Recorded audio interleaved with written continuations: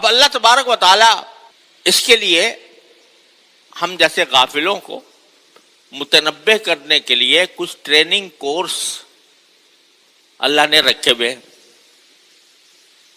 رمضان آتا ہے مثلا تو وہ اس تربیت یہ دی جاتی ہے کہ اپنے نفس کو کچلو، خواہشات کو کے خلاف کام کرو، بھوک لگ رہی ہے مت کھاؤ، پیاس لگ رہی ہے مت پیو وغیرہ.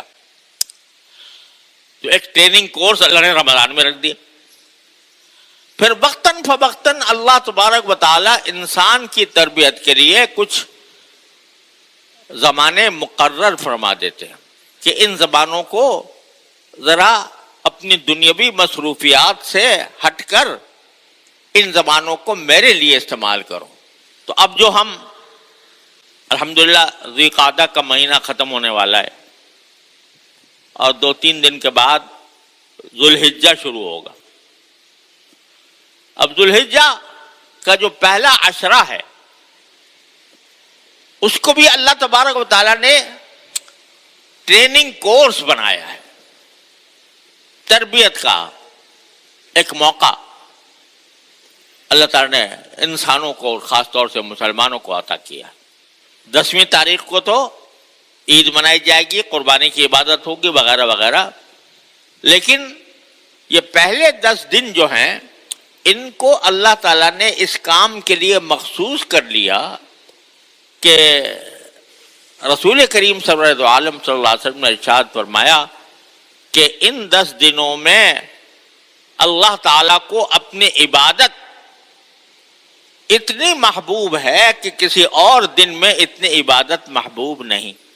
یہ حدیث کے الفاظ ہیں کہ عشرہ ذو الحجہ یعنی ذو الحجہ کے 10 دن، اور 10 دن معنی میں 9 دن کے، کیونکہ 10واں دن جو ہے وہ تو اس میں تو روزہ رکھنا بھی حرام ہے، لیکن یہ 9 دن خاص طور پر اللہ تبارک و تعالیٰ نے رکھے ہیں اس کام کے لیے کہ انسان اپنی دنیاوی مصروفیات سے تھوڑا سا اپنا رخ اللہ کی طرف کر لے. چنانچہ اس میں جو عبادت بھی کی جائے ان دنوں میں وہ عام دنوں سے کہیں زیادہ فضیلت رکھتی. مثلا روزہ کسی دن بھی آپ رکھ سکتے ہیں اور اس روزے کا ثواب بتایا گیا ہے کہ روزہ الصوم لی وانا اجزی بہ، روزہ میرے لیے ہے اور میں ہی اس کی جزا دوں گا، اس کا ثواب دوں گا. کوئی اس کی حد و نہایت بھی بیان نہیں فرمائی کتنا ثواب دوں گا. عام دنوں میں بھی روزہ رکھنا بڑا ثواب ہے، لیکن ان دنوں میں یہ 9 دن جو آ رہے ہیں یکم ذو الحجہ سے 9 ذو الحجہ تک، ان دنوں میں روزے رکھنے کی خاص فضیلت ہے اور اس کا اجر و ثواب عام دنوں میں روزہ رکھنے سے زیادہ ہے. روزہ بھی اور کوئی بھی عبادت،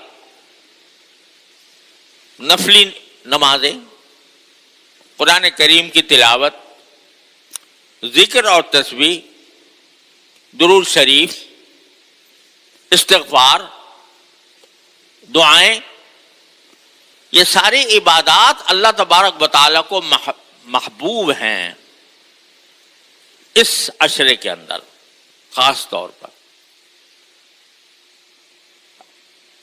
اور جس وقت جس عبادت کی توفیق ہو جائے اس کو غنیمت سمجھنا چاہیے. یہ کیوں؟ جیسا میں نے عرض کیا کہ ہم جیسے عام دنوں میں اپنے دنیاوی مشاغل میں مصروف رہتے ہیں تو بعض اوقات اللہ تبارک و تعالیٰ کے ذکر سے غفلت ہونے لگتی. تو یہ دن آ رہے ہیں ان میں زیادہ سے زیادہ اللہ تعالیٰ کی طرف رجوع کا اہتمام کیا جائے. اور اس میں 2 باتوں کی میں خاص طور پر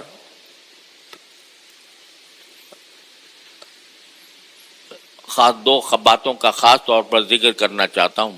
ایک یہ کہ ان دنوں میں اللہ تعالیٰ سے یہ دعا مانگا کرو، ہم سب مانگیں، یا اللہ ہمیں اپنے دین کا پکا پابند بنا دیجیے، یا اللہ ہمیں دین پر مکمل عمل کی توفیق عطا فرمائیے۔ دعا کی کثرت۔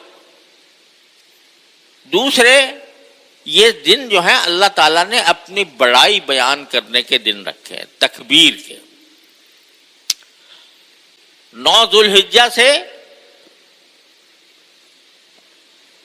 13 ذوالحجہ تک تکبیر تشریق ہوتی ہے، وہ ہر نماز کے بعد واجب ہے، وہ تو واجب ہے، اللہ اکبر لا الہ الا اللہ واللہ اکبر وللہ الحمد، وہ تو واجب ہے۔ لیکن یکم ذی الحجہ سے 10 ذی الحجہ تک جو ہے عرفے تک، یوم عرفہ تک، اس سے پہلے مستحب ہے، یعنی آدمی تکبیر کہے، اللہ اکبر لا الہ الا اللہ واللہ اکبر وللہ الحمد، یہ تکبیر زبان پر رہے، آہستہ آواز سے بھی بلند آواز سے بھی۔ اللہ کی بڑائی بیان کرنے کے دن ہیں یہ۔ ان دنوں کو اللہ کی بڑائی بیان کرنے کے لیے مخصوص کیا گیا ہے، اور اس کی تھوڑی سی حقیقت انشاءاللہ اللہ نے زندگی دی تو اگلے جمعوں میں عرض کروں گا۔ لیکن یہ دن جو ہے ان میں تکبیر کی کثرت، تنہائی میں بیٹھا ہے آدمی تو تکبیر کہہ رہا ہے، چل رہا ہے تو تکبیر کہہ رہا ہے، اور کبھی آہستہ آواز سے کہہ رہا ہے، کبھی بلند آواز سے بھی کہہ رہا ہے۔ یہ 2 عمل خاص طور پر اس دنوں کے اندر کرنے چاہیے، اور ساتھ میں جتنی نفلی عبادتیں ہو سکتی ہوں ان کا اہتمام کرنا چاہیے۔ اللہ تعالیٰ مجھے آپ کو سب کو اس عشرہ ذوالحجہ سے فائدہ اٹھانے کی توفیق عطا فرمائے۔ وصلی اللہ تعالیٰ علی خیر خلقہ۔